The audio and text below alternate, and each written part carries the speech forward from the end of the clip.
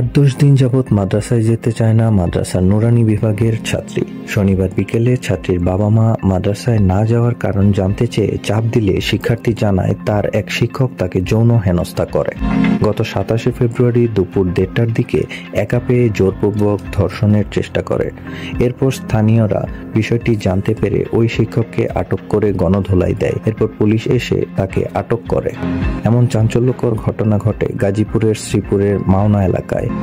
অভিযুক্ত শিক্ষক আব্দুল মালেক মাওনা উত্তরপাড়ায় অবস্থিত বাগে জান্নাত নুরানি হাফেজিয়া মাদ্রাসার শিক্ষকতা করেন। সে নেত্রকোনা জেলার কমলাকান্দা থানার শিবপুর গ্রামের মাহতাবুদ্দিনের ছেলে। ভিকটিম ওই মাদ্রাসার নুরানি বিভাগের ছাত্রী।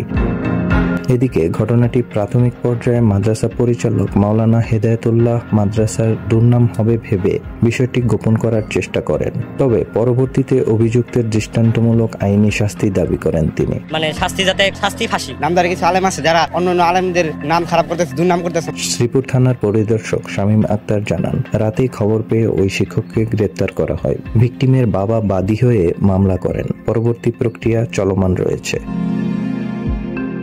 সময়ের কলম, নিউজ ডেস্ক।